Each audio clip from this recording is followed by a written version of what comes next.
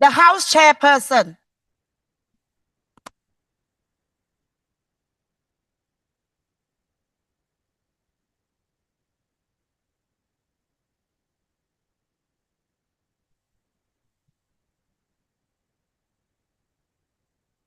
There will now be an opportunity for silent prayer or meditation.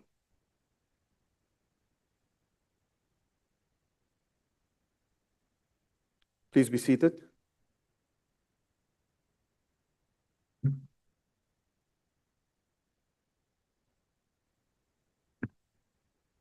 Be careful what you wish for, you may get it. The Secretary will read the order.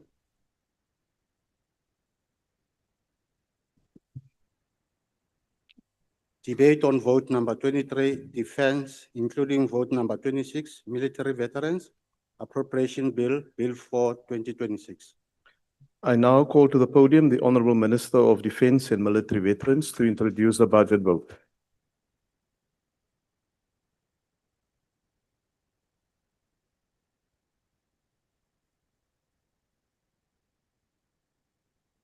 Okay.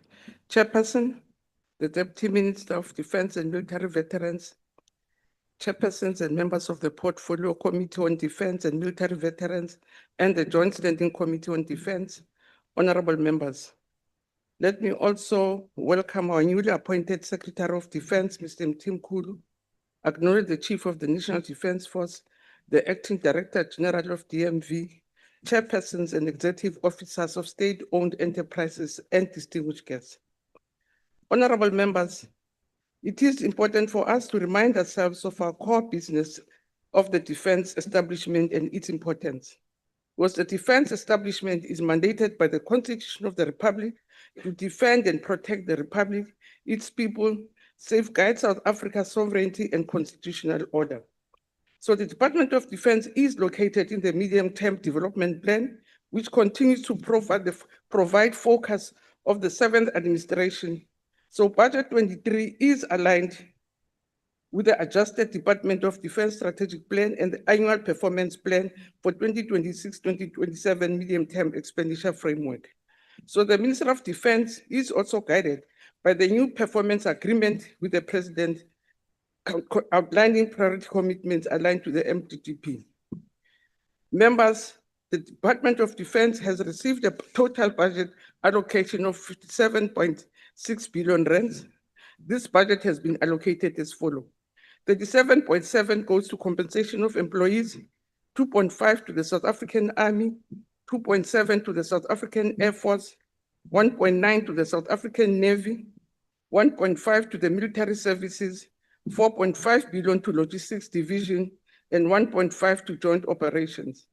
Also included in the budget allocation of 57 billion are the following earmarked allocations and transfer payments.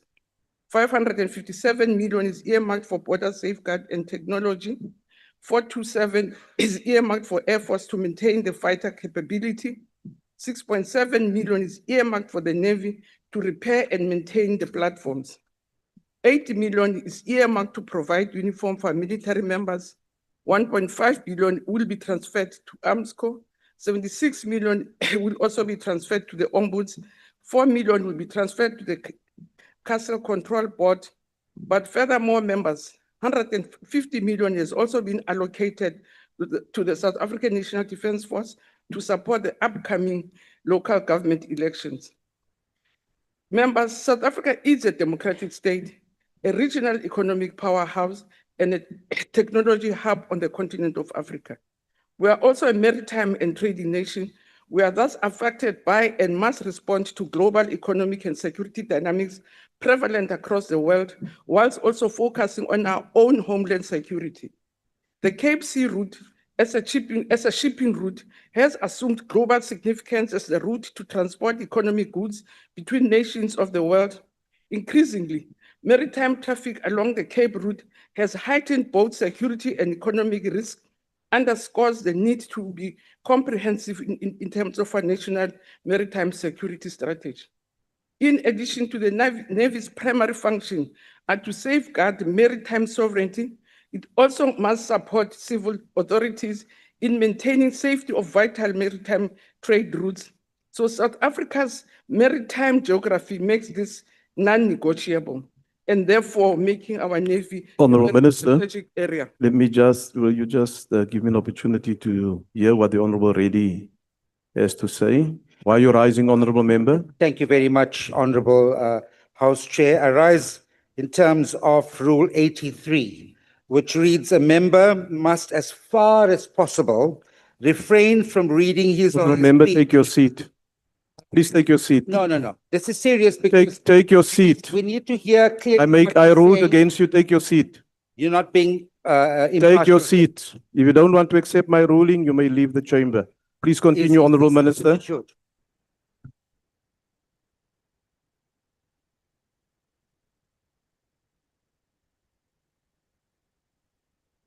Please continue, Honourable Minister. Thank you very much, Chair. Chair, in addition to the Navy's primary function to safeguard maritime sovereignty, it must also support civil authorities in maintaining the safety of the vital maritime trade routes. But to maintain balance and consolidate our resources, government has made two policy adjustments. The first being to withdraw from regional support operations, and the second being to pay more attention to domestic operations. Chair, in addition to the allocated budget, government has announced an amount of 823 million to enable the South African National Defence Force to support South African police services.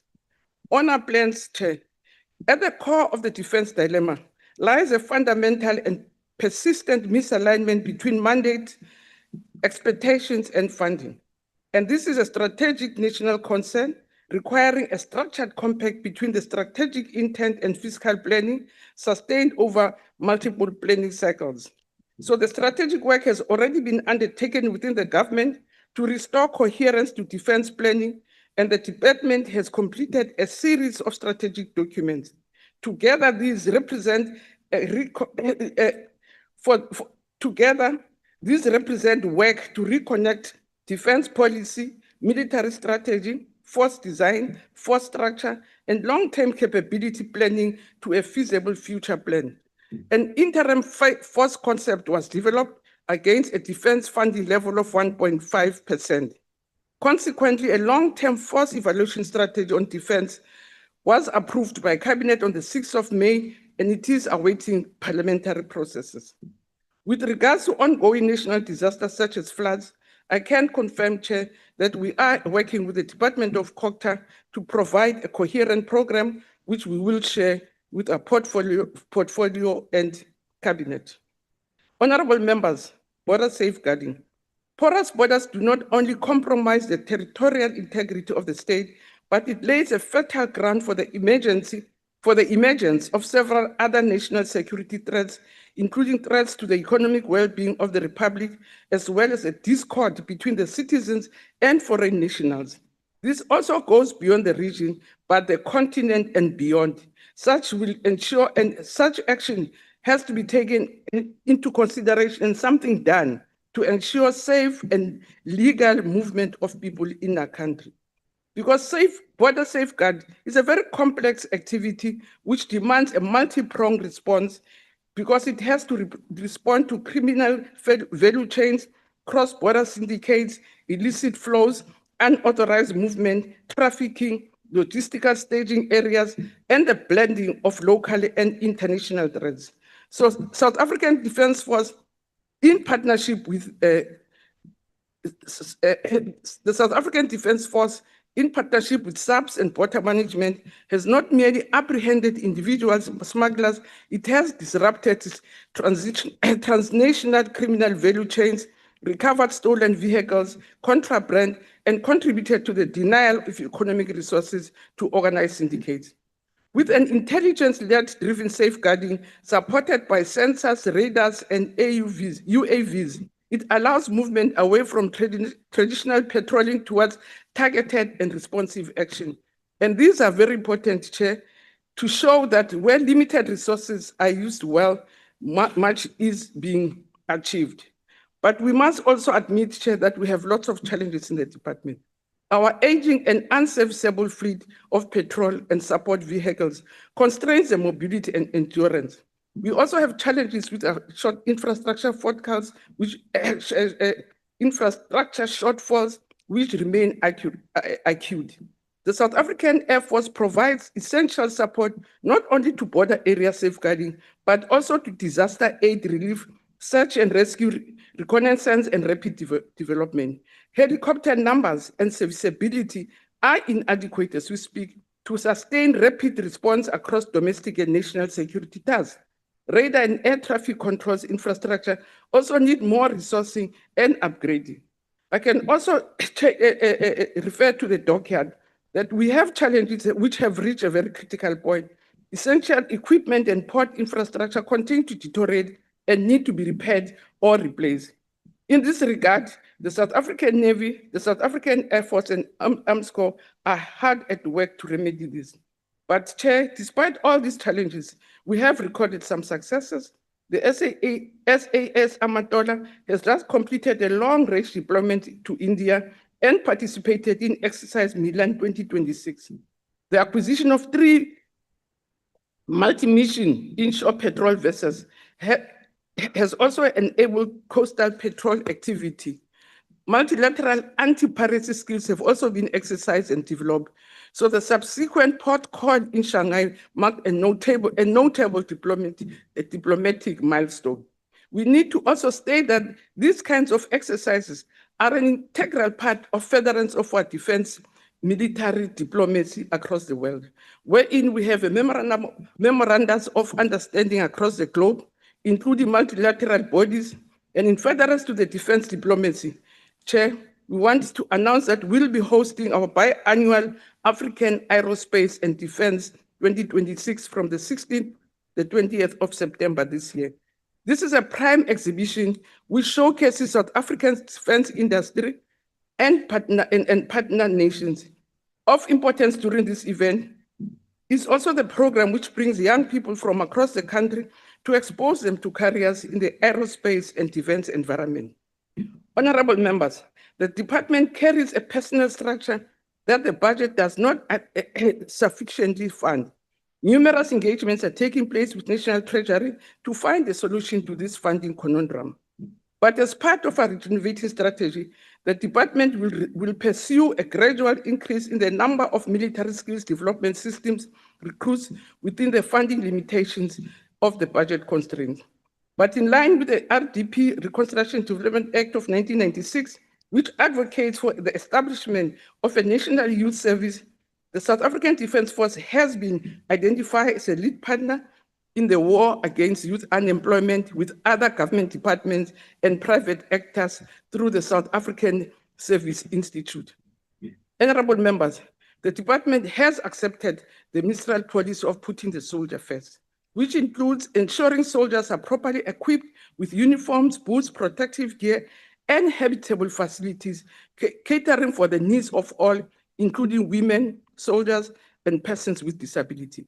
We have selected models which will receive priority upgrades to ensure that the safety and security, they are well-maintained basis for sports and recreation. Honorable members, furthermore, the recovery of the South African Military Health Service is a national security issue. A force without a robust health support, a functional primary health military hospital, and a sustainable medical support chain is a force whose personnel resilience is degraded. And again, I can confirm, Chair, that a lot is being done in that area. I hope we'll find time also to report to Cabinet, to Parliament, and the respective committee on the work that is taking place in that area. In respect of the Army Foundation, Chair, which is already in the paper, the fraud case whereby the foundation resources were reported to have been stolen. I've been receiving reports, and we can assure the House that the necessary legal and administrative steps are being followed, and we will keep the committee informed. The current legacy defense of the ICT management system are very old and need urgent attention. So the Department of Defense is undertaking comprehensive digital transformation. Again, Chair, on our repositioning and economic growth. Chair, we're looking at hosting the industry Lekgotla on the 20th to the 27th of July, which will bring together the relevant actors to stabilize the sector. On the other hand, in light of the changes of the defense environment, the validation of AMSCO draft new value proposal will happen at this Lekgotla. On the other hand, again, Chair Denel board has been appointed and its leadership team will create a stable executive structure to drive the entity forward. The sustainability of Denel as South Africa's strategic sovereign defense industry capability remains directly linked to the operational readiness of sustainment requirements of the South African National Defence Force. Chair, on the issue of military veterans, the Department of Military Veterans remains one of our most important institutions meant to fulfill and manage the needs of military veterans, especially those who sacrifice their lives for our country's freedom. Its vision and mission are to provide for a dignified and self-sufficient military veterans community and build a better and brighter future for military veterans. These provisions draw from the constitutional principles, particularly the Bill of Rights, which affirms human dignity, equality, social justice, and the progressive realization of socio-economic rights. The budget allocation for the Department of Military Veterans is 912 million, and it's allocated as follows. 158 million has been allocated to cost of employees, 566 million to socio-economic benefits, which include health care, military veterans, pension, housing, compensation for injuries, and education, and 188 million for administrations. So whilst we appreciate the allocation, we wish to indicate that there are areas of improvement which can ensure that our work is more efficient, and we wish to highlight, as indicated in our submitted annual performance plan, the department's we wish to indicate, as we have done in annual performance, and I want to just list a few of these risks, that we are still experiencing delays in the finalization of our organizational structure. We lack automated IT systems. There are inadequate business systems not integrated to support the strategy of the department. There is a misalignment between organizational structure, legislation, and policies to the service delivery. There are limited desktop research on services and benefits for military service veterans. There's an absence of a consolidated stakeholder engagement plan, and there's lack of effective performance. In an attempt, Chair, to mitigate some of these challenges, we have appointed a ministerial transversal task team led by Ambassador Mselegu. The department continues to be under the leadership of the Acting Director General Umafu, and together with the ambassador are leading all the process to begin to systematically address the challenges that I've highlighted above. Chair, in conclusion, the South African Defence Force remains essential to sovereignty, central to internal stability, and critical to the Republic and regional commitments. Parliament is encouraged, member ready, to support the department's effort to adequate resources. We must choose to align defense ambition with an increased funding trajectory, restore coherence between policy and force design, protect the soldiers as the center of our capability, rebuild critical domains, correct governance failures, stabilize operational financing, and renew the defense industrial base in support of long-term sovereignty. We will continuously work hard for the improvement of lives of our military veterans. The Deputy Minister Hlophe, my colleague here, will elaborate further on the operational matters of the Department of Military Veterans. Chair, with the remaining meeting, I want to quickly go to some of the areas that I think we also need to highlight, which include the work that we're doing in terms of the Ombudsman, and want the House to join me in wishing General Masondo well, as he's going to be finishing his term this year, but it is a very important structure for us, and want to thank him most sincerely. Again, want to acknowledge the presence of our colleagues who come from the who come from the reserve force, who are here advising the minister on the different things that we have to do to improve the life of veterans, and for that we're very grateful and highly appreciative. Thank you, Chair. Thank you, Honorable Minister. The next speaker is the Honorable Jama.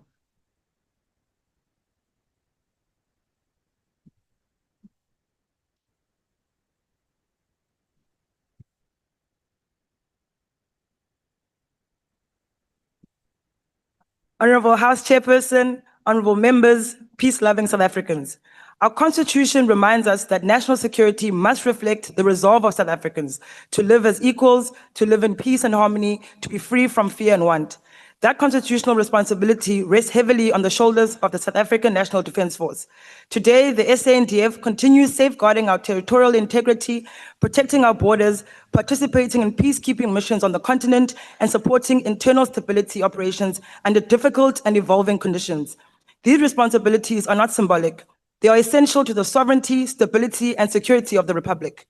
At the same time, we must honestly acknowledge the pressures confronting the defense environment. Through our engagement with the strategic plan, annual performance plan, and budget allocations of the department, Armscor, Denel, and related entities, serious concerns continue arising regarding aging infrastructure, maintenance backlogs, procurement delays, and operational sustainability. These challenges cannot simply be viewed as administrative matters. They directly affect operational readiness and the long-term capability of the SANDF. A defense force that cannot sustain readiness due to infrastructure renewal is continuously delayed, maintenance systems remain under pressure, and technical capability becomes increasingly strained over time. We must therefore confront the reality that the operational expectations placed on the SANDF continue growing, while the resources required to sustain long-term readiness remain under significant pressure. The current allocation of 57.6 billion for the 2026-2027 financial year, which represents only approximately 0.7% of the GDP, remains well below the 1.5% target required for a modern and sustainable defense force. This funding gap continues to constrain the SANDF's ability to meet its expanding mandate effectively. Chairperson, we also recognize that many of these structural challenges developed over a prolonged period and require disciplined, strategic, and long-term intervention. In this regard, we welcome the continued efforts by the Minister and the Department to strengthen governance, improve accountability, and reposition the defense environment within difficult fiscal conditions. The strategic direction towards rebuilding operational readiness, improving institutional stability, and strengthening long-term planning certainty is both necessary and important. We further emphasize the critical role the SANDF plays in supporting internal stability operations against gangsterism and illegal mining syndicates. These deployments have helped restore hope in affected communities and must be adequately supported to ensure continued effectiveness. For this reason, sustainable and predictable defense funding remains critically important. We cannot continue expecting the SANDF to expand operational responsibilities without ensuring that maintenance capability, infrastructure investment, and institutional support remains sustainable over the long term. Honorable members, we have also consistently raised the importance of strengthening procurement oversight, improving consequence management, and addressing governance weaknesses across the defense environment. Weak procurement systems do not only create financial risk, they weaken operational effectiveness itself. Delays in acquisition projects, failures in contract management, and weaknesses in oversight ultimately place additional strain on operational readiness. This is why Parliament's oversight role over the department, Armscor, and Denel remains essential to protecting both accountability and institutional capability. We further recognize the strategic importance of Denel and the broader domestic defense industry in supporting sovereign capability, local industrial development, and the retention of critical technical expertise. South Africa must continue strengthening its own institutional and industrial capacity to support long-term defense sustainability. Chairperson, as domestic deployments continue in support of internal stability operations, we must equally ensure that constitutional safeguards, civilian oversight, and proper command structures remain firmly protected. The SANDF must continue operating as a disciplined, professional, and constitutional force rooted in the democratic values of our republic. While the fiscal environment remains constrained, abandoning investment in defense capability would carry far greater long-term consequences for national security, border safeguarding, and the operational integrity of the state itself. For these reasons, the ANC supports budget votes 23 and 26 and reaffirm our commitment to building a transformed, ethical, professional, and operationally ready SANDF capable of defending the sovereignty and democratic future of South Africa. I thank you. Thank you, Honourable Member. The next speaker is the Honourable Kubukeli.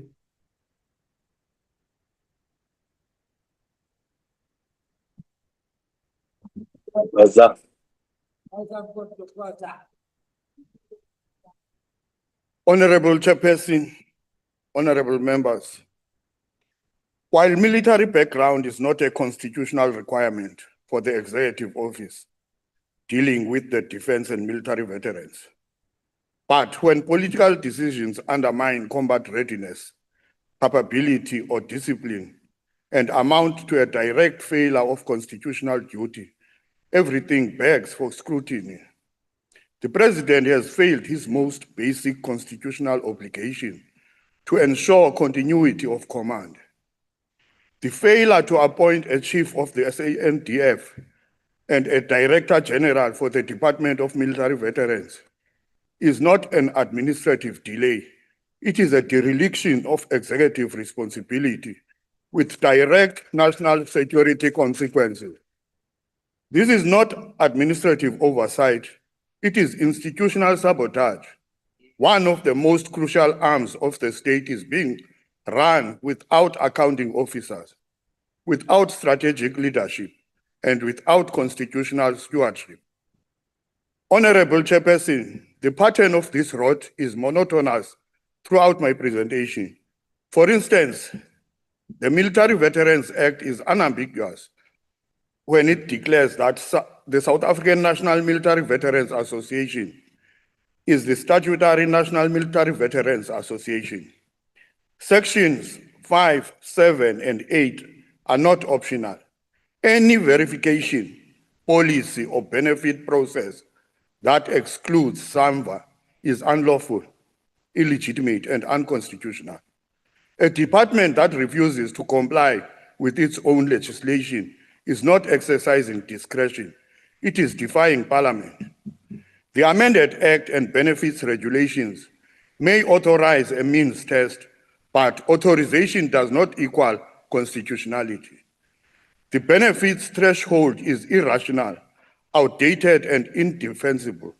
It excludes the very veterans the Act was created to uplift. It disproportionately does more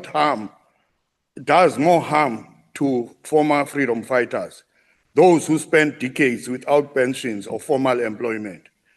The minister is implementing an arbitrary means test. She is applying the letter of the Act without the spirit. The letter may be cited, but if the spirit, the restorative justice, the dignity, the redress has been abandoned, then we might as well stop pretending that this government cares for the plight of military veterans. When the spirit dies, the law becomes a weapon against those it was meant to uplift. The Constitutional Court is unambiguous when it says that remedial legislation must advance the disadvantaged, not exclude them. Yet this means test forces liberation fighters to prove poverty before accessing restorative benefits. That is not dignity, that is not justice, that is not constitutional. The MK Party reject this means test. Honorable Chairperson, we are dealing with constitutional delinquents, leaders who treat constitutional obligations as optional and ignore statutory duties. As a result, the SANDF is operating without strategic direction. Parliament required the defense capstone, military strategy, force design, force structure, and journey to greatness by the end of 2025. None were submitted. Bases are dilapidated, equipment obsolete, readiness at historic lows. This chronic underfunding will ultimately force the state to outsource core defense functions to private contractors. And this, we believe, is the end game of the SANDF Commander-in-Chief, because as we speak, there's a US company interested in buying Denel PMP. Defense intelligence receives a minimal increase of only 0.29%. This is strategic blindness in the era of cyber warfare. South Africa faces no conventional land invasion. Our real threats are smuggling, trafficking, illegal mining, cyber attacks, and maritime crime. Yet the Landward Defense Program consumes the largest share of the budget while remaining the least modernized. South Africa is a maritime nation with a land-heavy defense force, and this imbalance is a strategic liability. This is a 20th century strategy in the 21st century. Honorable Chairperson, the MK Party is advocating that part of our existing army personnel be retrained, moved entirely out of the defense force, and integrated into the South African Police Service as a specialized policing support unit, deployed specifically for policing functions in similar troubled spots where the SANDF is currently being used to assist the police.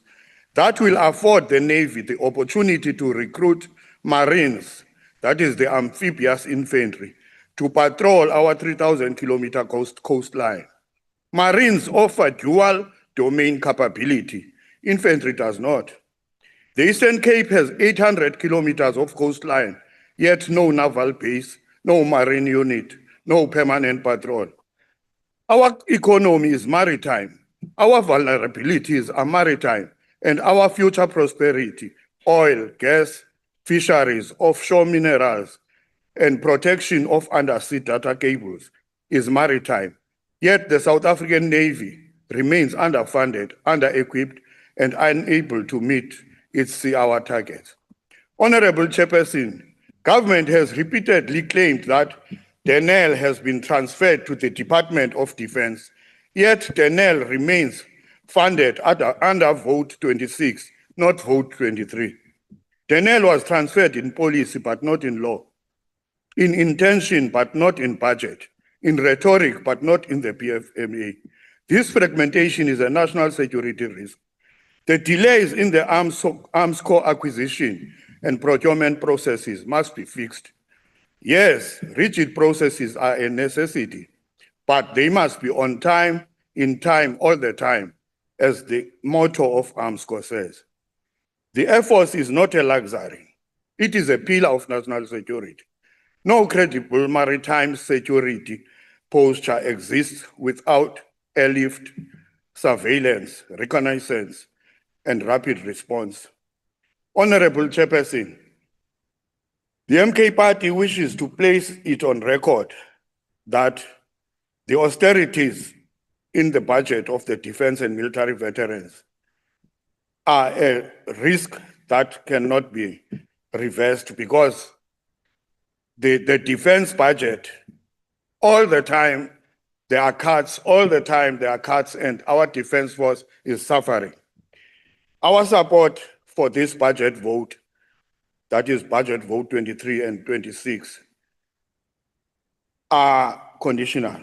We support these votes on a strict condition that all the structural failures will be corrected. Kwaza Mkondo Kwaza.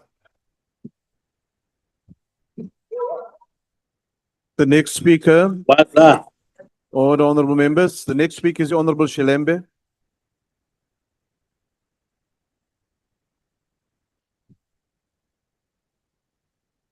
Order, honorable members. Order. Please continue. Order, honorable members. Discuss your conditional things outside of the chamber, not here. Please continue, honorable member. Honorable Chairperson, I stand here today to debate the budget allocation to the Department of Military Veterans, Vote 26. This department derives its mandate from the Military Veterans Act number 8 of 2011, which is the primary legislation governing the affairs of former soldiers. It establishes a framework for the Department of Military Veterans to provide socio-economic support, benefits, and recognition to eligible military veterans and their dependents. Chair, the Act is clear. It aims to improve the quality of life of military veterans and their dependents so they may realize their socio-economic progress, recognize and honor military veterans in life, and remember them in death for their sacrifices on behalf of the nation. The Act places an obligation on the state to roll out the following services and benefits to the military veterans and their dependents: compensation, pensions, access to military health services, subsidized access to public transport, education support, job placement, and burial support. Chairperson, it is with a heavy heart that the DMV has remained dysfunctional and chaotic since the Act was passed over 15 years ago. The minister's failure to appoint a competent director general in the DMV has contributed immensely to leadership instability and chaos in the DMV. Despite numerous letters I have written to the minister asking her to appoint the Director General in 2024, 25, and 26, she has not even acknowledged receipt of my letters. House Chair, the minister's silence is not a diplomatic tool, but a stark confession. As I speak now, hundreds of our heroes have no roof over their heads, have no food to eat, and can't access health facilities. How long must our heroes wait for food whilst the minister and her officials enjoy a life of luxury? Minister, a hungry veteran is a national disgrace. If anything, all this department and the minister have delivered is excuses and empty promises. The military veterans prescribe the ministers to ensure that military veterans are vetted to qualify for benefits. Minister, there are serious allegations that some officials within the DMV are the beneficiaries of these benefits. This clearly demonstrates that the Act and pension benefit regulations are not being applied by DMV. Last year, I submitted a written question to the Minister Museha asking how many DMV officials are benefiting from the Veterans Fund and why. To date, the minister is yet to reply. Thousands of military veterans who apply for pension benefits do not get replies from the JIPA acknowledging receipt of their application within 90 days as stipulated within the regulations. A number of them have been waiting for more than a year to receive replies. During the presentation of the recent APP, the DMV annual performance plan revealed that the department ran out of funds for its pension benefit in September last year and had to reprioritize money from its internal budget to continue the payment, which resulted in a financial headache to the department, thus limiting its ability to pay pension, education, and healthcare benefits. Disappointingly, the allocation for this program has been decreased for this financial year. Provincial offices are not fully operational. While call centers are non-existent yet, there is a budget allocated for that, and the minister has been in the office for more than 2 years with no visible improvement. The minister's forward emphasizes that the establishment of transversal ministerial task team as a key development to drive the department turnaround strategy, including— Honourable Member, your time is now expired. Thank you. The only solution to rescue them is to appoint a Director General now, not tomorrow. Thank you. Thank you. The next speaker is the Honourable Niels.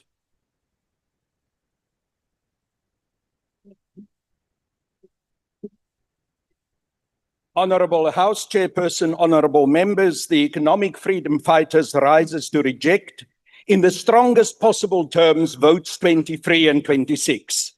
The budgets for the Department of Defence and the Department of Military Veterans, including Arms Corps, Denel, and the Castle Control Board, we cannot and we will not support these votes.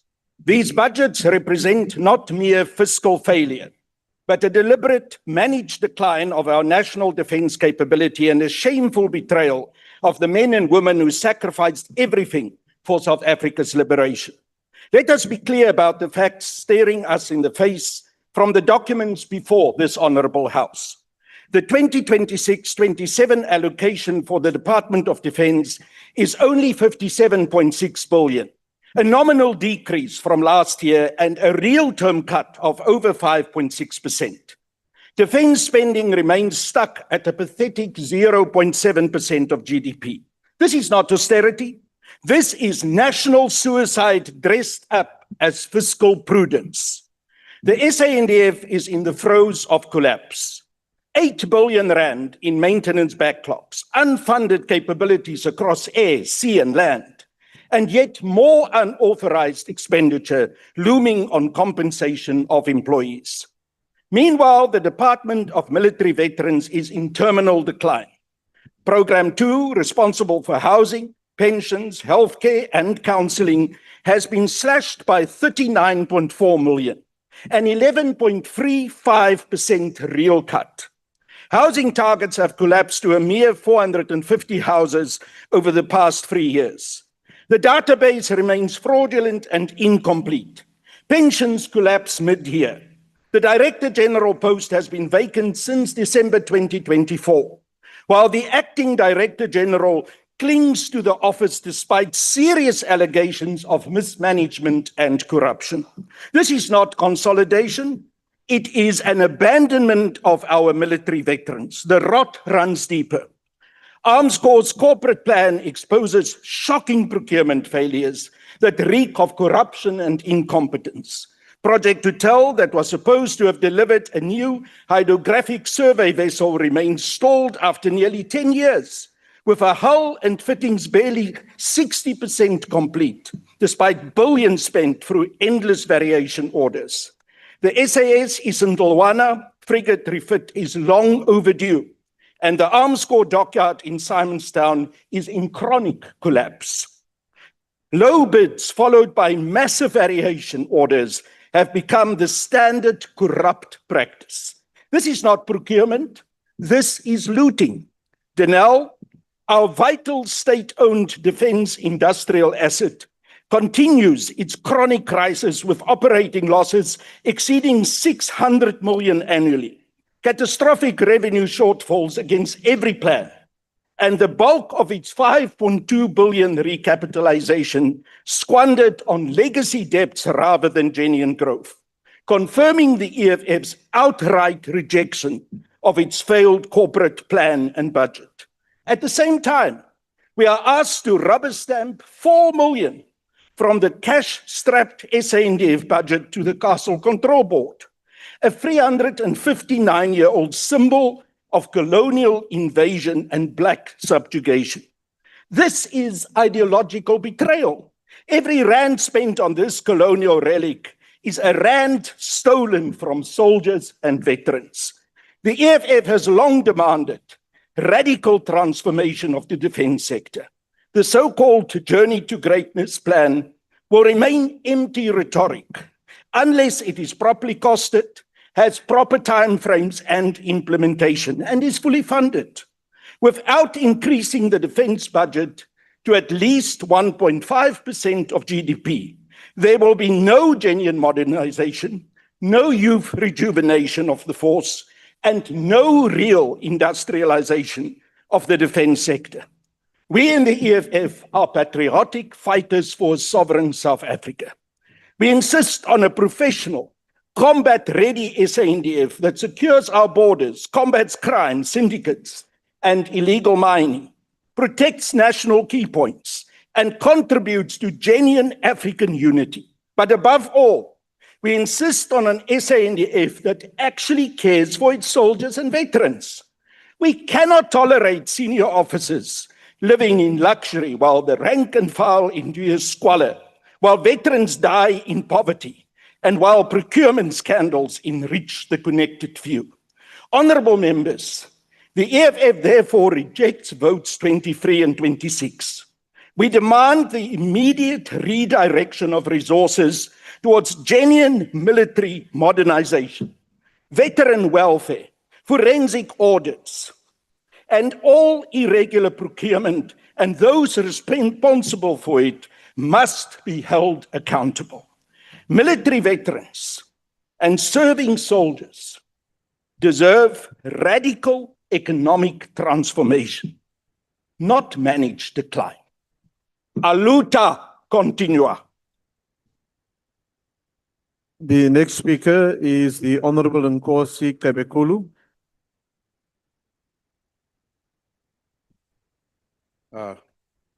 Hlonipha sihlalo, hlonishwa ungqongqoshe, nabeseki bakhe, amalunga ahloniphekileyo alendlu.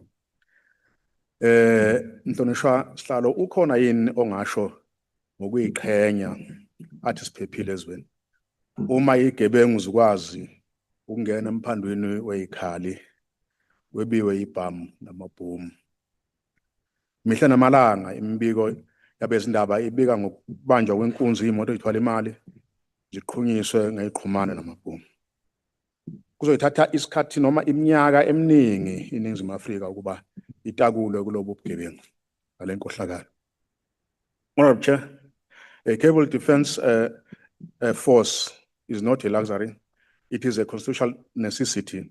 Yet year after year, South Africans are asked to approve increasing allocation to a department that continues to fail operationally, administratively, and morally. There are persistent concerns regarding governance, infrastructure maintenance, operational readiness, and financial management with the department. The IFP is deeply concerned about the collapse in maintenance of critical military air assets. Our Air Force is struggling with grounded aircraft due to spare parts shortages. Helicopters are reportedly being scavenged for components simply to keep a few operational. Naval vessels and submarines remain docked for extended periods while contractors continue withdrawing funds from the public purse with little to no consequence for delays or underperformance. I'm sorry. It is not just a mere insufficiency, it is a national security risk. The continued failures surrounding Project Hotel are a prime example. A vessel intended for research and maritime capability enhancement has consumed public funds for nearly a decade with minimal progress to show. Contractors continue to benefit while subcontractors reportedly remain unpaid.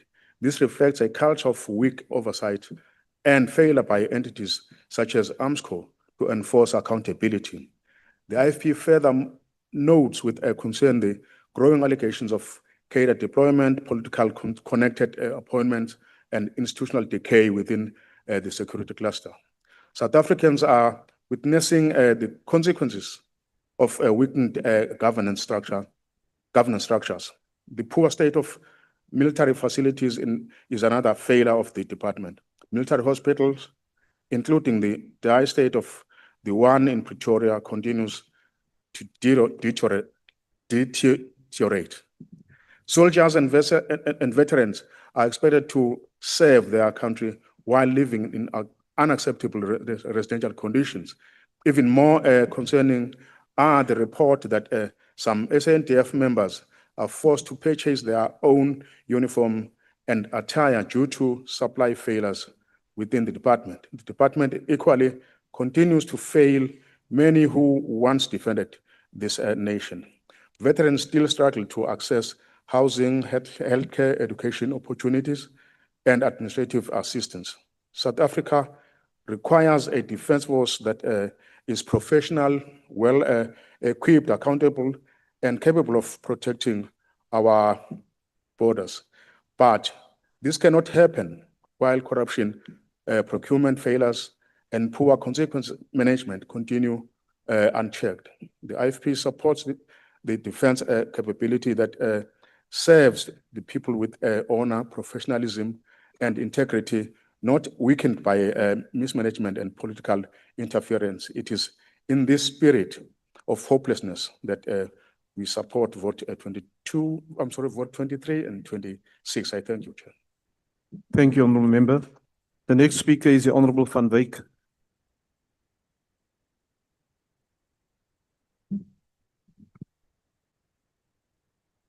Greetings, our chairperson. Greetings to the honorable members. Honorable Chair, the Patriotic Alliance rises in support of vote 23 en 26 with a clear warning. 'n land wat nie sy mense of sy borders kan protect nie, is nie 'n land wat sy dignity, is 'n land wat sy dignity verloor. On Defense 2023, Suid-Afrika kan nie praat van sovereignty as jy nie eens jou eie waters, jou eie borders, jou eie mense kan secure nie. We are a coastal nation with 3,000 kilometers coastal line. Yet our Navy is expected to defend it with too few seaworthy vessels, too little maintenance funding, and too little urgency from leadership. Illegal fishing syndicates, trafficking networks, and foreign vessels exploit our waters because they know South Africa can nie enforce wat op papier staan nie. The Air Force is grounded by aging aircraft. The Army is overstretched with equipment older than the soldiers itself. Honorable Chairperson, this is nie 'n budget issue nie. Die is 'n national security crisis. Ons kan nie sovereignty defend met speeches nie. Jy defend it met the capability.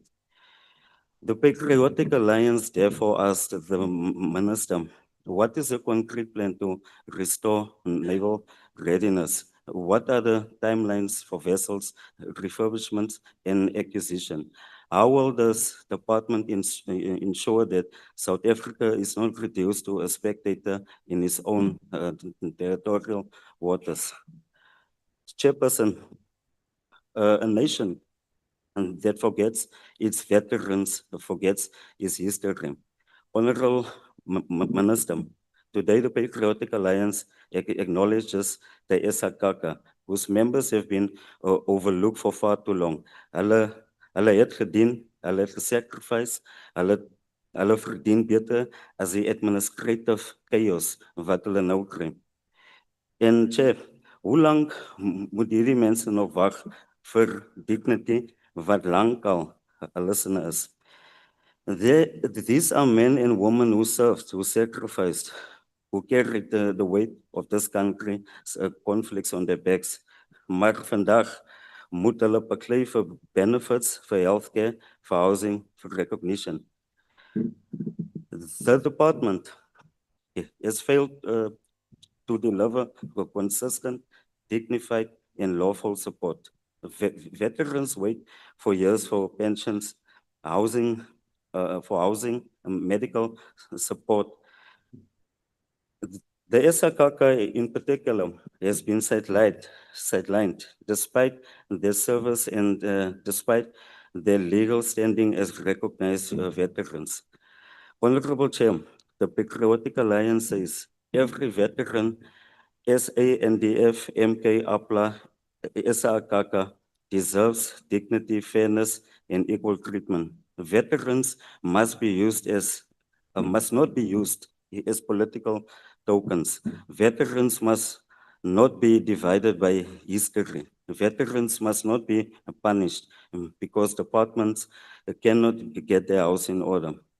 Chairperson, a strong defense force protects its nation. A respected veteran community protects our history. Maar op hierdie stadium wys die Honourable Member, your time is now expired. We support, thank you. The next speaker is the Honourable Wessels on the virtual platform. Thank you, Honourable House Chairperson. House Chairperson, the Minister speaks about the defence dilemma, and she says that it is due to a funding gap. Many other members have also alluded to the fact that these two votes are insufficiently funded. We know that all departments and all votes are under constraints due to our fiscal dilemma and the fact that we do not have sufficient funding in our fiscus to fund all our needs and our priorities. But the problem, Honourable Chairperson, is that the only problem this department faces is 270 million rand in irregular PPE contracts due to a funding gap or budget shortfalls, was spending 178 million rand on Armed Forces Day a while ago, whilst necessary maintenance are not done due to budget shortfalls, whilst procuring luxury SUVs for generals rather than uniforms for armed forces due to funding gaps. Procurement scandals are not a result of a budget shortfall, Honourable Minister. We can't speak about modernization of our military and our defence force when frontline troops do not even have boots or proper uniforms. Military veterans suffer, frontline troops are in a hopeless situation, whilst fat cat generals live in luxury. That is where the problem is. Wrong priorities. The budget is not spent on what is needed and where the priorities are. The little that there is are also wasted on unnecessary expenditure, lost due to corruption, and lost due to ill discipline and a lack of governance structures within the department and its entities. Denel and Arms School remain a disgrace and a crisis. The very little progress that there is is not enough. We are losing. We have a brain drain in those two entities and more scandals than actual benefit are derived from those entities. We need discipline to be instilled in this department, and we need correct priorities.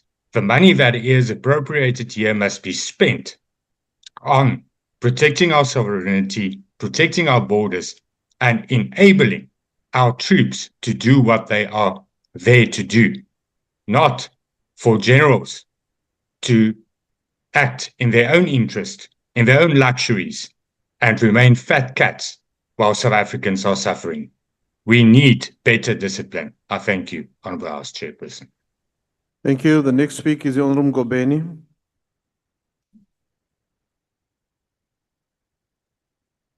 Thank you, Honorable House Chair.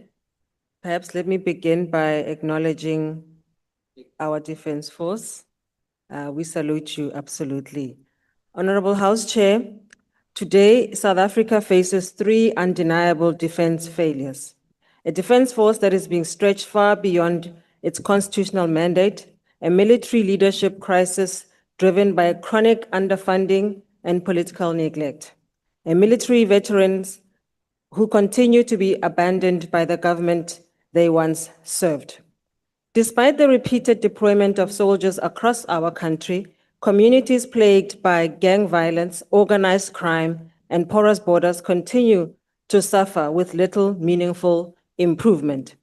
The men and women of the SANDF continue to serve South Africa under increasingly difficult circumstances, and the real failure lies with political leadership that has allowed the Defence Force to deteriorate through a complete disconnect from the operational realities facing our Defence Force. Over the past year, South Africans have witnessed unprecedented public disagreements within the defence establishment itself, with senior generals openly criticizing leadership, strategic direction, and operational execution. This report warns of acute underfunding that threatens not only the South African National Defence Force operational effectiveness, but also South Africa's sovereign defence capabilities. Defence intelligence is reportedly underfunded by nearly 48%, despite being central to national security, strategic planning, and informed decision-making. The crisis extends to maritime, landward, and air defence, as well as military health support, all reportedly facing underfunding shortfalls ranging between 40% and 54%. A defence force that cannot fulfill its constitutional mandate when its core capabilities are systematically weakened year after year. While at the same time, the department continues to face growing compensation crises with warnings that the Defence Force remains unable to align personnel expenditure with Treasury expenditure ceiling. This raises the very real risk of unauthorized expenditure while operational capabilities continue to decline.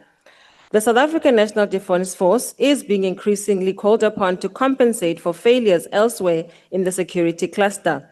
Soldiers are deployed to support SEPs in crime-fighting operations, assist the BMA, and combat illegal mining operations across the country. Yet despite these deployments, illegal mining continues to thrive, border security remains compromised, and violent crime continues to devastate communities. This raises serious concerns about whether the Defence Force is being stretched far beyond its constitutional mandate without the resources and strategic support required to succeed. Chairperson, the department has also failed military veterans. Veterans across South Africa continue to struggle to access pensions, housing support, healthcare, and other benefits owed to them after years of service to this country. While administrative expenditure continues to grow, too many veterans are still waiting for their dignity and to be supported by this department. The President has indicated that more funding may be available for the Defence Force, but South Africans deserve clarity on where this funding will come from and how it will be spent, and whether it will genuinely restore operational capability.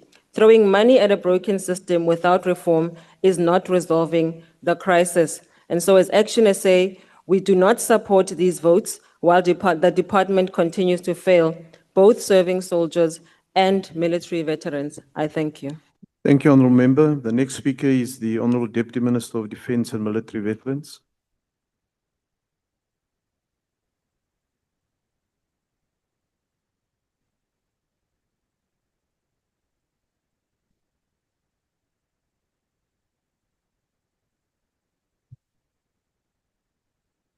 Honorable Speaker, honorable members of this August House, my colleagues, Minister Mcheka and the Deputy Minister in his absence, ministers and deputy ministers present, all military veterans of our country, ladies and gentlemen, allow me to reaffirm the long-standing commitment of the ANC in honoring the sacrifices of our military veterans and former liberation fighters through accelerated and improved access to their legislated benefits, including pension, housing, healthcare, and education, to name but a few. Since the beginning of the 7th administration, we have been focused on resolving both internal and external challenges of the Department of Military Veterans by strengthening governance, improving service delivery, and reposition the department to adequately address the needs of the military veterans. The minister referred to this in her speech. Allow me to expand on aspects of our work in this regard. This year, the department will finalize work on ensuring that our database is credible, reliable, and up-to-date, which has taken years to conclude. In this regard, the department is pleased to report that there is significant progress in the data verification process since it was reported on in our last budget vote. The task team responsible for consolidating and finalizing applicants of former non-statutory force members for inclusion in the military veterans database is now left with only some parts of KwaZulu-Natal and the Western Cape provinces to verify, and should be finished with this work by the end of September this year.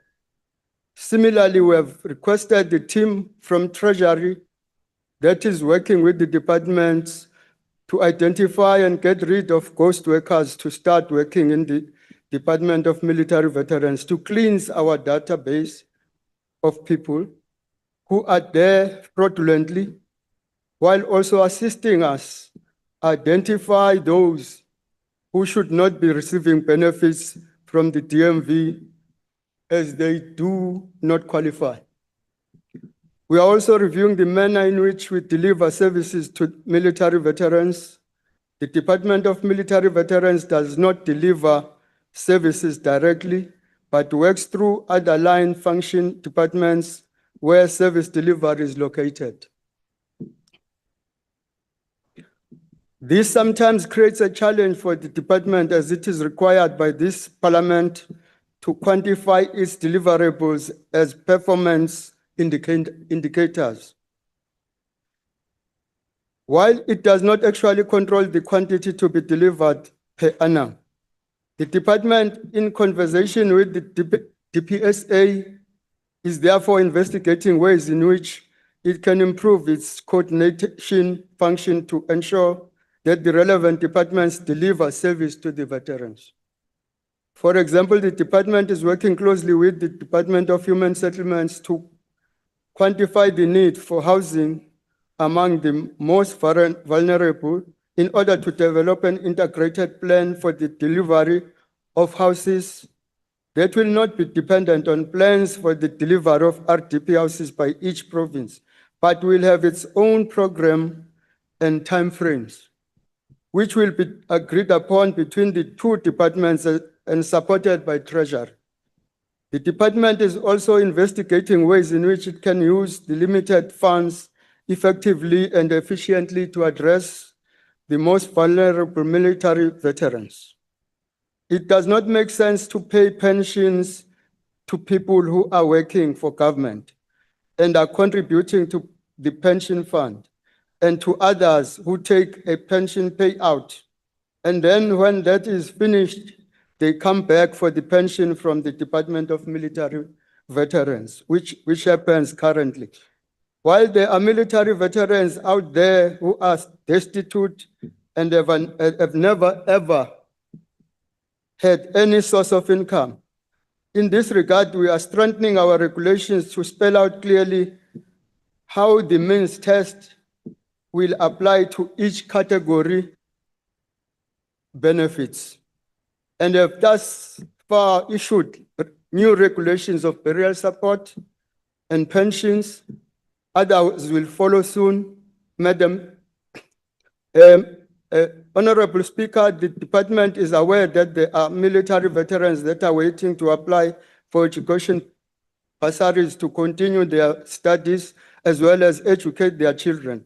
The efforts I have outlined so far are also aimed at improving our use of the money we have, while recognizing that our budget is currently stressed and does not enable us to meet our responsibilities to military veterans. We are in constant conversation with the Treasury to find ways to address this challenge.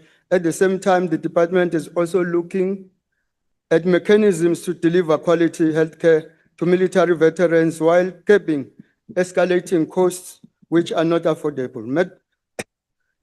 Honorable Speaker, on governance, the department is reviving all its governance structures as legislated. The minister recently appointed the Appeals Board, which is meant to consider appeals from the military veterans who believe the decisions of the officials of the department may be unfair and may prejudice them in any manner.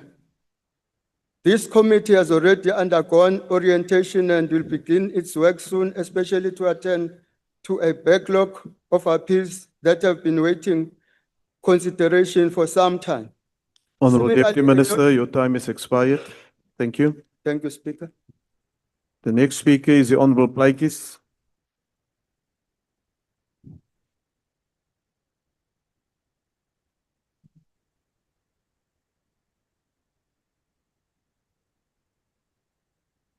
Thank you, Honorable Chair, Honorable Minister, Chairperson in absentia, honorable members. I rise in this house today with profound sense of responsibility and patriotism, conscious of the historic duty that rests upon all of us as representatives of the South African Republic. We are the custodians of democratic order that was not handed with us to us freely, but through immense sacrifice. That gave birth to the Constitution. It is thus this Constitution that guarantees the rights and freedoms we enjoy today, and it is our solemn obligation to defend, uphold, and respect, protect against the threats of both internal and external. It's therefore, as parliamentarians, for us to exercise rigorous oversight over the defense environment and all public resources entrusted to the democratic state. We reaffirm this responsibility without hesitation. Honorable members, the Portfolio Committee of Defense Military Veterans has undertaken a detailed and rigorous assessment of the department strategy, annual performance plan, and the budget allocations relating to the Department of Defense, Arms Continental, and associated entities. While areas of progress have been acknowledged, particularly regarding operational deployment, border safeguarding efforts, and ongoing modernization initiatives, serious structural challenges remain and require urgent intervention. Sustainable and adequate defense funding is no longer a matter of choice. It's a strategic national imperative.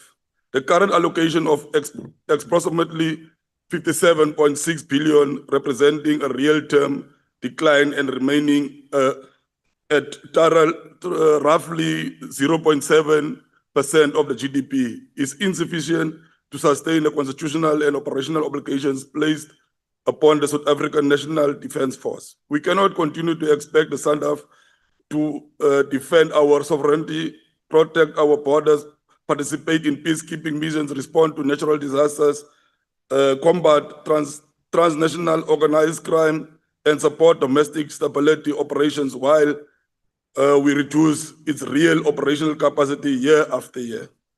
A state that neglects the defense capabilities weakens its own sovereignty, compromises its developmental agenda, and exposes the people to growing insecurity.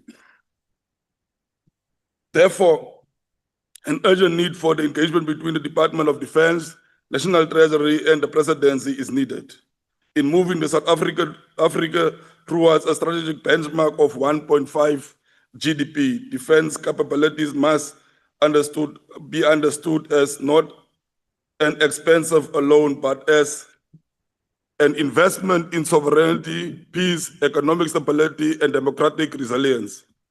Honorable Chairperson, the community remains deeply concerned by the decline conditions of defense infrastructure.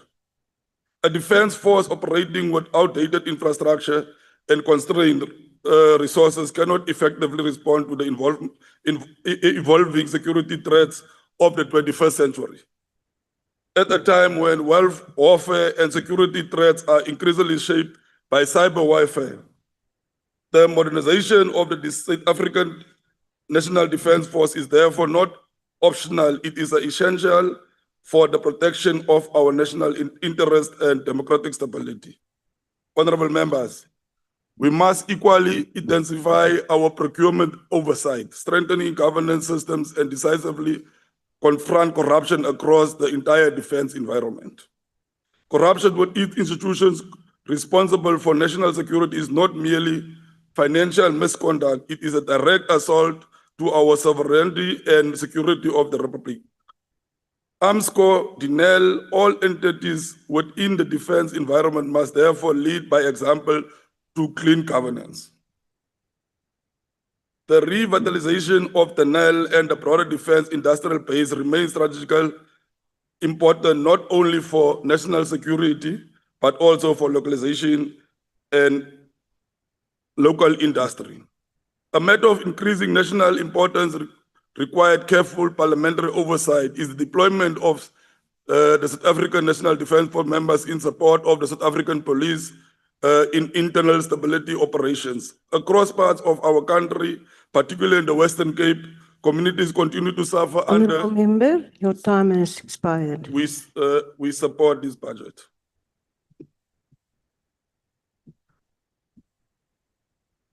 The next speaker is Honourable Swart.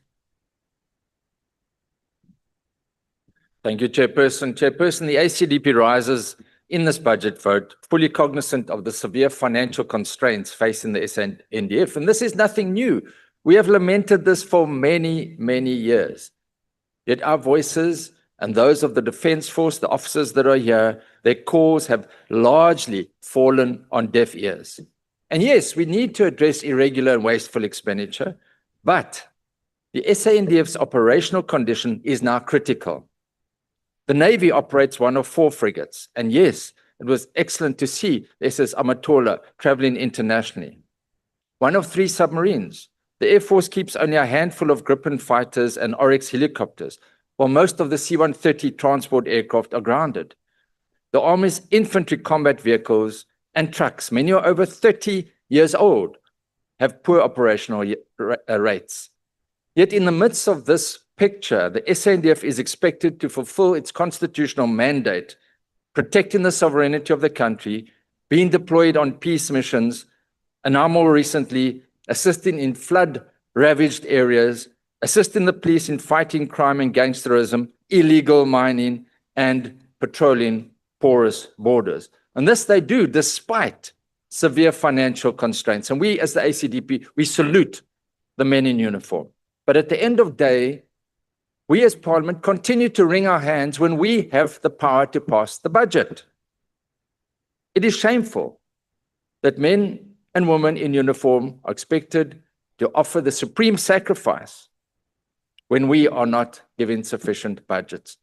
And their response when they're called upon by the Commander-in-Chief is, ours is not to question why, ours is just to do or die. Yet there is a glimmer of hope, and the ACDP welcomes, Honourable Minister, the long-awaited Cabinet's approval of the journey to greatness. This long-term planning strategy to modernize, rebuild, and reform the Defence Force. In our view, a professional, well-resourced, and combat-ready Defence Force is not a like to have, it is an essential. And it is critical for the success of this strategy that sufficient funding is made available. The challenge is that this is a 30-year strategy.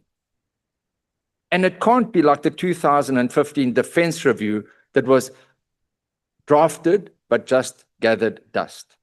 We cannot fail our Defence Force members in this regard, and urgent additional funding is necessary. Lastly, I would like to thank all members and support staff of the Defence Force on behalf of the ACDP. Those who, under extremely difficult conditions, are expected to make the supreme sacrifice in battle. We cannot fail them. We cannot fail our men and women in uniform. And let us look to ensure that they are sufficiently resourced and that those resources are properly spent. I thank you, Honourable Minister. The next speaker is Honorable Nontenya on the virtual platform. Thank you, Honorable House Chair. On behalf of the United Democratic Movement, I rise in support of Budget Vote 23 and 26. The UDM believes that both the SANDF and the DMV are facing serious pressures. The Defence Force is increasingly overstretched, underfunded, and expected to do more with minimal resources at their disposal. At the same time, many military veterans continue to struggle to access the support, services, and dignity they deserve after serving this country. Despite the critical role played by the SANDF in border protection, peacekeeping missions, disaster response, and internal security operations, the current budget allocation remains insufficient to meet these growing demands. Equally concerning is the continued delay in the provision of housing, healthcare, pensions, and other essential benefits for military veterans. This raises serious questions about the government's commitment to honoring those who dedicated their lives to protecting our country. While the UDM is concerned about the underfunding of the DoD, the UDM is also concerned about the slow pace on resolving audit queries, as this affects accountability by the department. Lack of new initiatives in addressing issues related to overspending on compensation of employees and rejuvenation plans is concerning, as it is not clear how is the department planning to address these matters. To address these interconnected challenges, a coordinated reform approach is required across both departments. Government should progressively increase defense-related allocations in line with strategic requirements while restructuring expenditure to prioritize capital investments, equipment maintenance, and capability development over personnel-heavy costs. Only through stronger funding, coordination, and accountability can the dignity and sacrifices of those who serve and have served be truly honored. The UDM is of the view that DENEL's lack of accountabilities need to be addressed and addressed immediately. We cannot have a situation where DENEL fails to submit the Honourable Member, the time has expired. Thank you, Honourable House Chair. The next speaker is Honourable Ghana.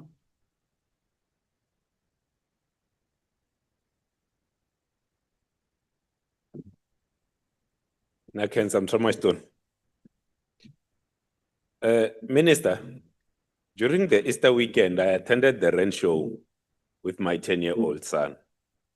Like many South Africans, we stood proudly watching the demonstrations by the South African National Defence Force, the discipline, the precision, the courage of our soldiers.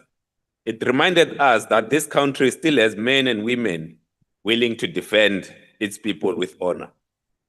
My son looked at those soldiers with admiration. He even asked me whether one day he too should join the army. But as I stood there, pride slowly turned into concern. Because behind the demonstrations, behind the uniforms, behind the brave faces of our soldiers, there's a painful truth. The South African National Defence Force is declining before our eyes. Many of the vehicles on display are the same ones we saw years ago, similar to the one that's just parked outside. The same aging equipment, the same tired machinery. There were very few helicopters in the air because many are no longer functional. Our defense force is not modernizing, it is merely surviving. And whilst funding constraints are real, Minister, lack of money alone cannot explain this collapse. The deeper problem is actually mismanagement. Basic maintenance is neglected, facilities are repeatedly broken into. Arms and ammunition are stolen from military bases with alarming frequency. Those weapons do not disappear into thin air. They end up in the hands of criminals terrorizing our communities. And South Africans are increasingly convinced that many of the thefts we see in the army are actual inside jobs. There are people within sections of the supply chain management within the army and even within senior ranks whose mission is no longer to defend South Africa, but to strip the South African National Defence Force piece by piece for personal gain. A country cannot defend its sovereignty when corruption has infiltrated its barracks. Minister, this budget must become a turning point. Firstly, we must clean out corruption in defense procurement and supply chain management. Every corrupt official stealing from the army is weakening the republic itself. Secondly, maintenance and readiness must become the priority before grand announcement and expensive conferences. Thirdly, South Africa must begin a serious program of modernization, investing in technology, air capability, border protection, and the development of young military talent.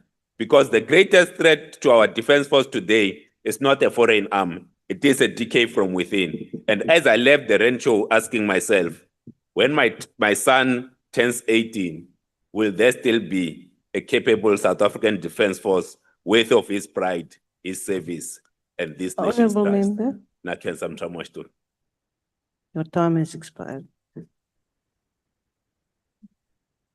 Is there a speaker for Bosa? ATM? Then the next speaker is Honourable Ismail Musa. Malibongwe.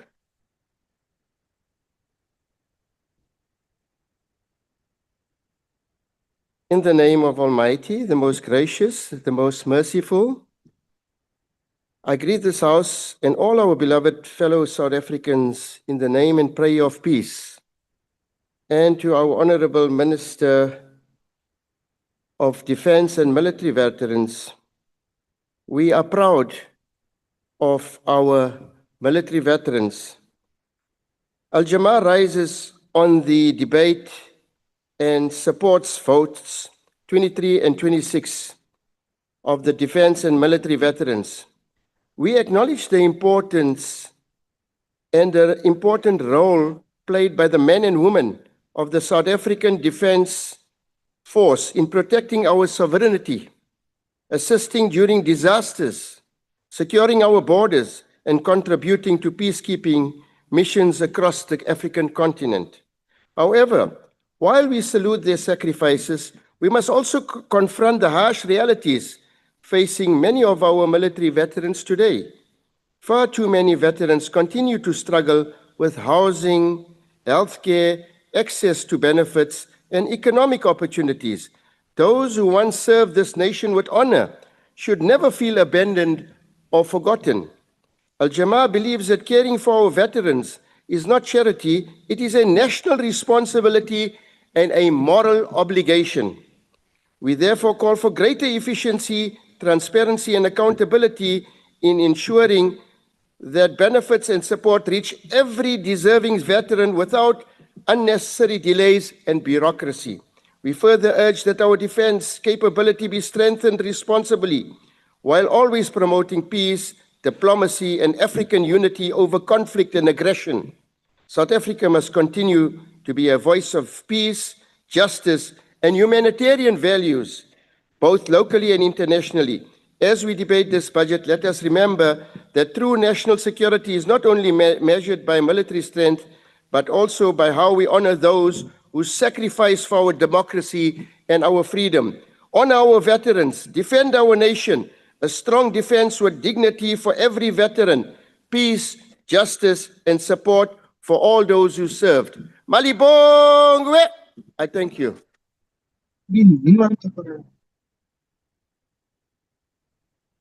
Is there a speaker for the NCC? UAT? PAC? Good. The next speaker is Honorable Hutton.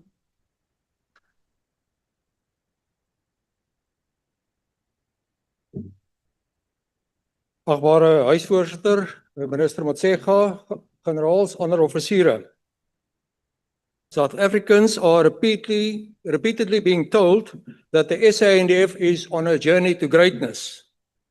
The truth is that our defense force is on a journey of badly managed decline. In reality, this is not a journey to greatness, but a death march in parade uniform. The Defence Review 2015 warned explicitly that defence capabilities were already in critical decline and required a funded recovery path. Cabinet approved it, Parliament accepted it, then government and the SANDF simply ignored it. 11 years later, we are still paying the price.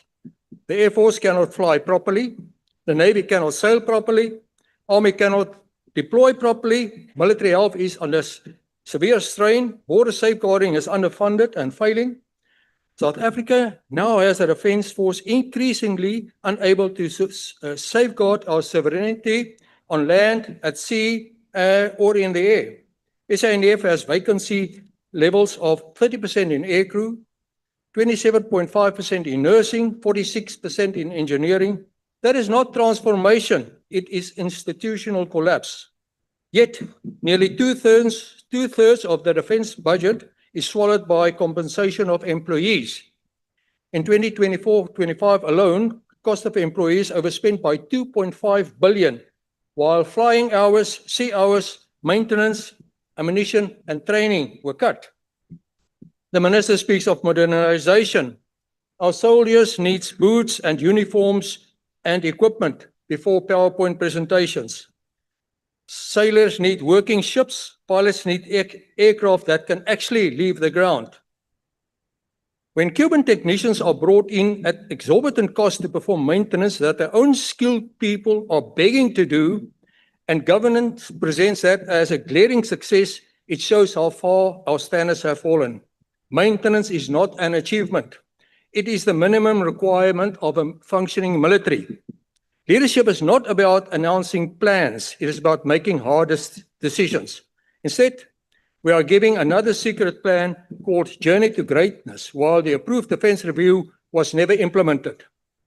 How do you promise greatness when Project Hoefyster, the Badger Infantry Combat Vehicle program, has already consumed nearly 8 billion rand, still has not delivered a single operational vehicle, should have been completed by 2012 and is now drifting towards 2031.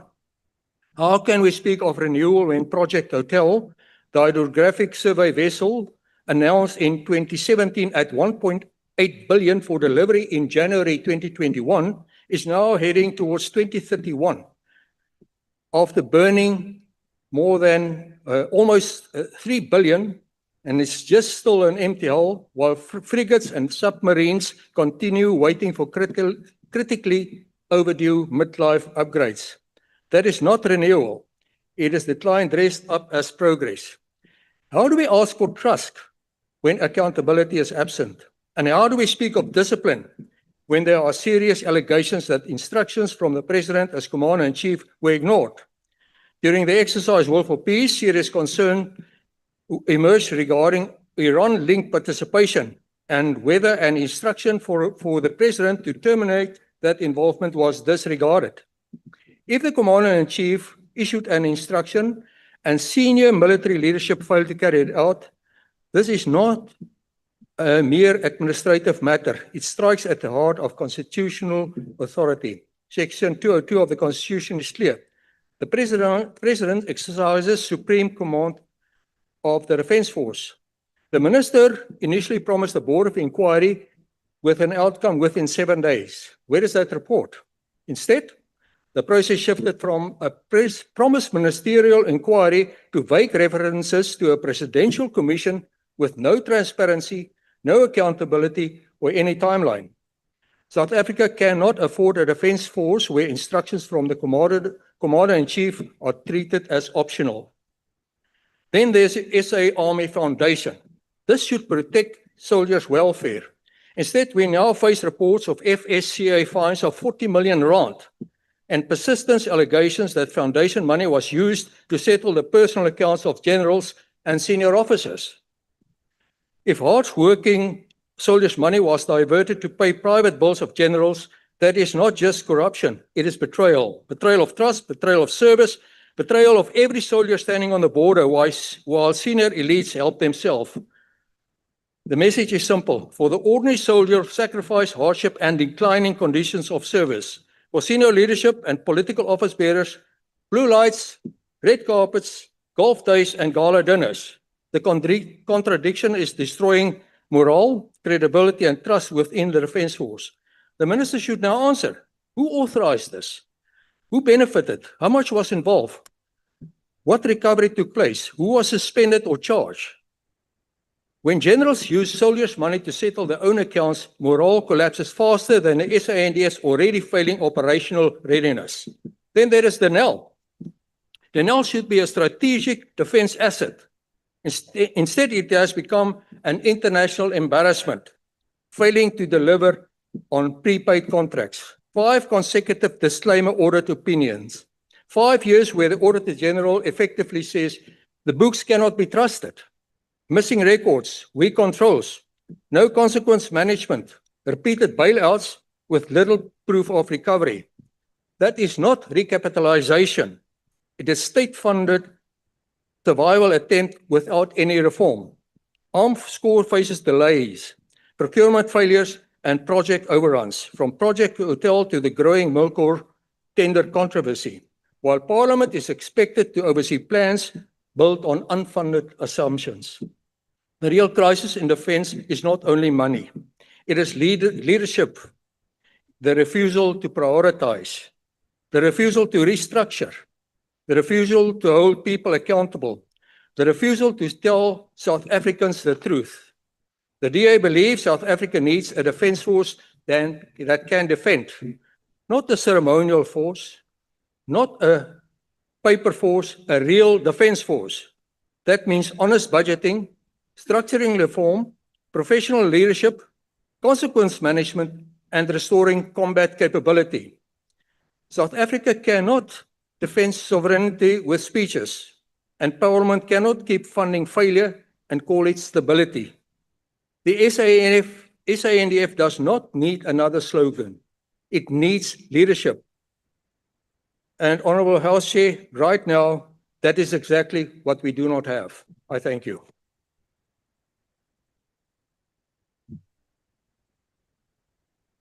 The next speaker is Honourable Munier. Honourable House Chair, Honourable Minister and the Deputy and Honourable Members. Allow me to pay solemn tribute to the brave and gallant members of SANDF who paid the ultimate sacrifice while serving under the SAMI DRC and MONUSCO.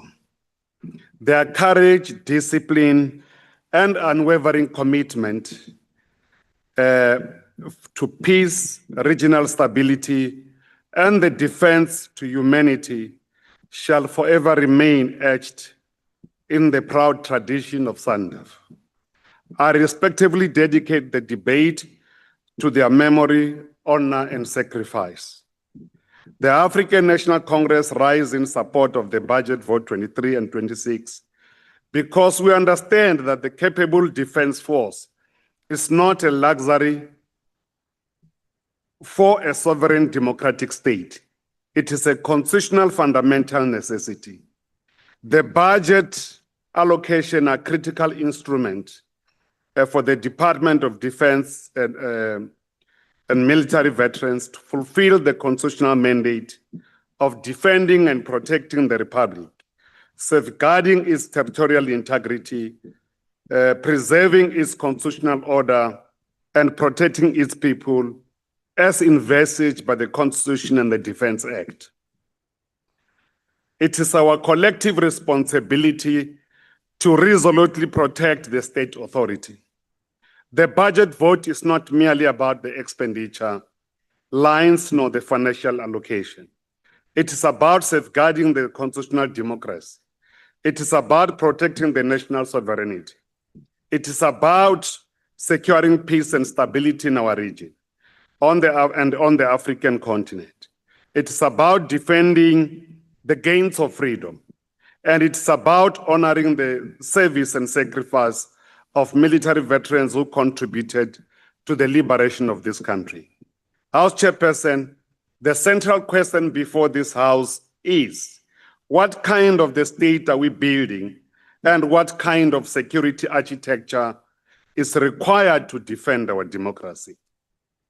The department faces a key and central challenges related to fiscal resources, which constrains the operational pressures and our defense capabilities aligned to the complexities of both domestic and continental security demand. Every allocation made by this democratic state take place within a constrained fiscal environment, competing developmental priorities. Despite the limited public purse challenges, the departments continue to fulfill and honor critical constitutional responsibilities in defense of our sovereignty and democracy. SANDF safeguard our borders and territorial integrity, continues to be peacekeeping mission under the AU, SADC, and UN frameworks that support the communities during the disasters and also humanitarian emergencies, and they assist in anti-crime intervention. And these contribute to regional stabilities in areas affected by conflict and instability. The people of South Africa see these efforts in your action on a daily basis. The ANC welcome His Excellency, the President and the Commander-in-Chief for deployment of South African National Defence Force, coordinated deployment cooperation with SAPS to combat escalating violent crimes, gangsterism, illicit mining activities in the several provinces across the Republic. The people of Cape Flats want the Operation Prosper to prosper. Not only the unpatriotic who advance the hogwash to demobilize our people, not to work with the police because they have a vested interest other than fighting crime. ANC welcome, therefore, His Excellency, that the state must continue to act firmly, lawfully, and constitutionally to protect the people of South Africa. The ANC support the DoD long-term capability development plan, the journey to greatness, as a phased and sustainable strategy to rebuild, modernize, and digitize South Africa's defense capabilities. The plan recognizes that the military readiness requires the long-term investment in technology, skills, maintenance and research, innovation, and strong institutional capabilities. Honorable members, modern security threats are evolving rapidly. The contemporary battle space now extends beyond the conventional warfare. Summary summary of the department is to understand that the evolving trends is in the context of evolving technology. It is a force multiplier that is required to respond to the threat with highest degree of precision. It is within this context that the DoD developed a long-term plan, the Journey to Greatness, which was geared to deliver the mission-focused capabilities in electronic, cyber, and information warfare that strikes across air, land, sea, space, and cyberspace. Honorable Chairperson, the strategic importance of Armscon Dinel and the broader South African defense industry cannot be overstated. This institution remains critical as our national assets for safeguarding our sovereignty, advancing industrialization, driving technological innovation, and sustaining the defense capabilities within our borders. Armscon continues to play a strategic role in advancing South Africa defense capability through defense acquisition, research and technology integration, and the sustainment of the mission-ready capabilities for South African National Defence Force.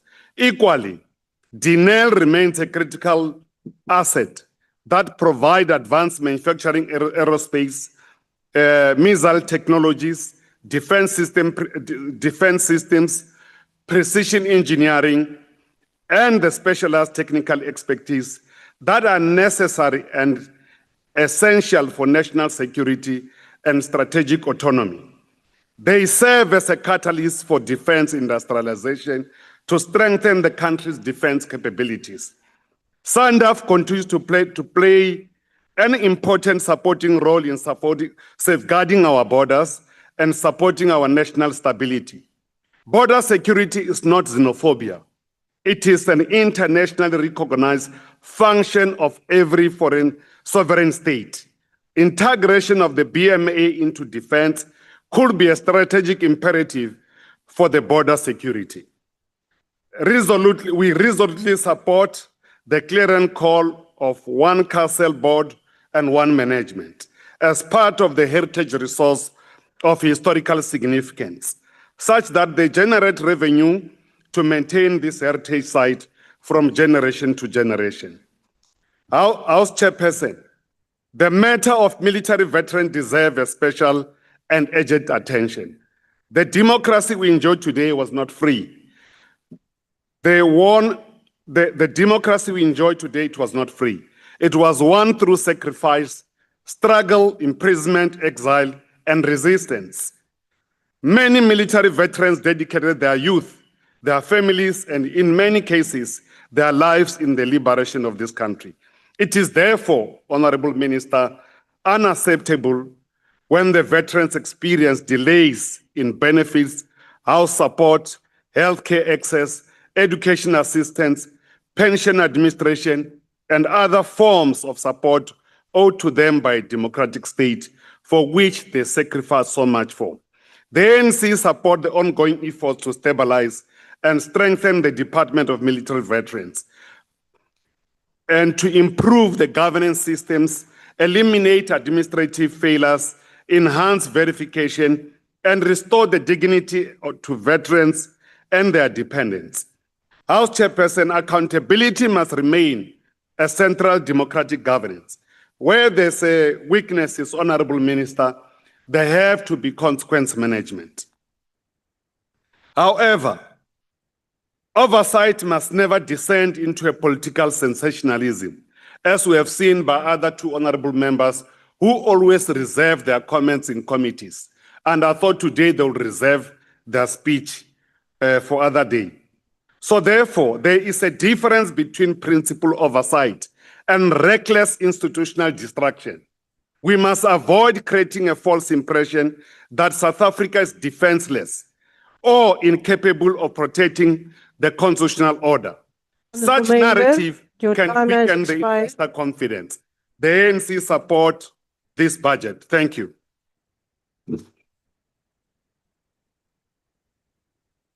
The next speaker is the Honourable the Minister of Defence and Military Veterans.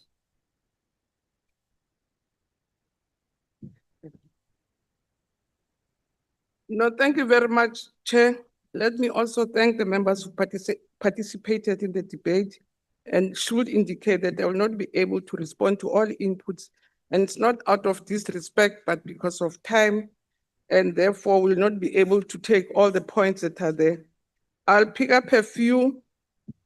The one, for instance, I would want to say to Member Kubukeli that we have already, I did say that we've appointed a new SecDef is here, said that, and maybe to share with you that we interviews for the new a Director General for DMV is underway, and we should be making an appointment soon. The Sanva conference, there's no fight about it. It's going to take place if it's not taking place over the next weekend. And so, again, want to mention that, which is in the speech, that the policy document has been approved on the 6th of April, and it has to follow parliamentary processes, as you will all know. And indeed, a member also raised to say it's a 30-year plan. Yes, it is, but it has been broken into different pieces. Honorable Minister, will you please take a seat? Honorable Reddy, do you have Your a wooden point of call. order? Keep your mouth shut. Honorable Reddy. Honorable Reddy. Yes, thank you very much. Chair. Honorable Reddy, before I recognize you, will you please withdraw? That was not parliamentary to tell him. That he must keep. Please withdraw. Honorable Reddy. I withdraw. I withdraw, but he started it. You know, there's rules here. Honorable Reddy. Of the House. Honorable Reddy. Please, members, quiet down. Honorable Reddy, I couldn't hear, did you withdraw? I withdrew, but there's no buts, Honorable Reddy. You withdraw. What is your point of order? Continue. You know, Speaker, in the Cape Flats, our children are getting shot and killed every day in spite of SANDF being deployed there. Will the minister, in terms of Rule 66B, you didn't. be prepared That's not a to point take of order. Yeah. It In is terms now. of- okay. Honorable Reddy, this is not a point of order. You are trying to debate. Rule What is your point of order? In terms of Rule 66B, is the minister prepared to take a question on the killings in the Cape Flats? Thank you, And Honorable role Minister. SANDF. Thank you. Honorable Minister, are you prepared to take a question? Not at all. I'll be wasting my time with this one. No. Thank you, Minister. You can continue. No. Ngalo, ngizobe ngizimose isikhathi. So, Chair, as I indicated that the journey to greatness, as was indicated, it is a 30-year plan which has been broken and has been costed. But also want to say to the IFP member, the IFP member, I want to say to IFP member, to say indeed, fakani mali nizobona ubuhle buzovela. Okwamanje, ukumanye nithi kwashoda lokho, i-defense ayiziphi imali iphiwe eParliament. So mase ku-appropriate imali kahle sizoxoxa. So okwamanje akho mali ezozipha yona. So ngivumelana nawe makufika lapho.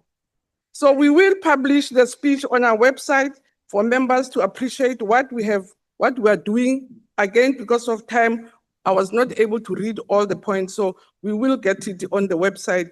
So member of the Patriotic Alliance, some of the points that we've raised are responded to.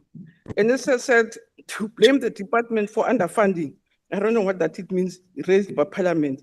But to member vessels, sometimes to really exaggerate and say the arms day cost 700 million, it's an exaggeration. My hand is up. Which is 300% more. And I think inflation. Honorable Minister, will you please take a seat? There is a point of order. Honorable Gamedi on the virtual platform. What is Thank your you point very of much, order? Chairperson. Thank you very much, Chairperson. I don't think it's correct for the minister to say, I'm not interested to take a question now. There is no law in the in this. Honorable, that is not a point of order because it's within the rules that the request is to the minister and the minister can calling someone decline names that. law. Thank you, Minister. You can continue. Chairperson. No, I can. Honorable member, I've already ruled on that. The minister will continue. Okay, thank But you very it's much. not correct to call anyone law in the house. They are Honorable honorable member, members. You could have said member, Mr. there is the Reddy, rules. not law. Obviously, you don't know the rules. There is no law in Parliament. There is no Honorable law. member, That is Mr. I will Reddy or remove you Honorable from the Reddy, platform if you not don't. law. Honorable member, this is not a point of order. If you continue, you will be removed from the platform. Thank you. Honorable Minister, continue.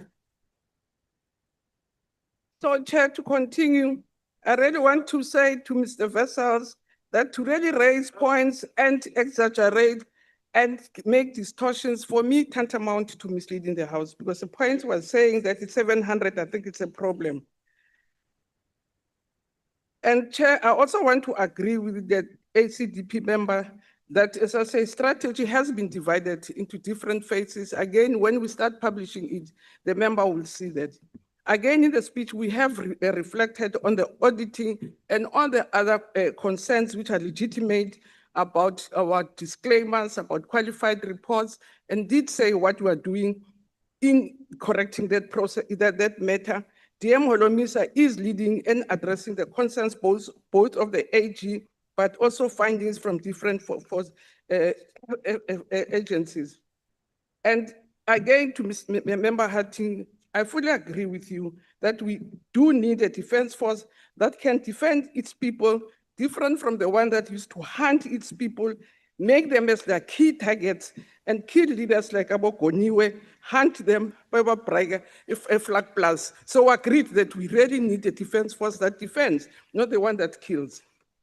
Just in closing, Chair, I really want, as I said earlier, that the Office of the Military Ombuds does continue to play a very important role in our work.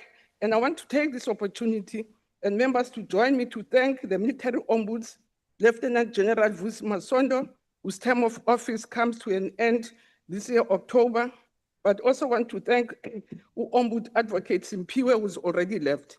And again, I did say that we have members of the Reserve Force, which is an advisory body for the South African National Defense Force, and mandated to represent and advocate for the part-time Reserve Force soldiers. And I can report here that it is fully functional with an appointed chairperson and deputy and a complete structure, and they are revitalizing the Defense Reserve System in order to harness the South African vitality. And lastly, what I also had not mentioned is the Cape of Good Hope, which is a military heritage site and the country's oldest colonial building in the country. It is 360 years old and really has provided a very beautiful, vibrant, inclusive space, and want to invite members to also participate and join the Castle of Good Hope, which is a testimony about reconciliation, about healing, but also about our past. Thank you very much, Chair.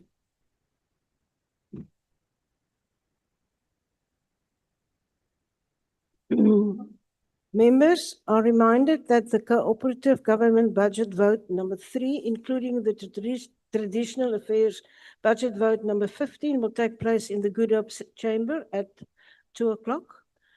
That concludes the debate and the business of this mini plenary session. The mini plenary will now rise. Recording stopped.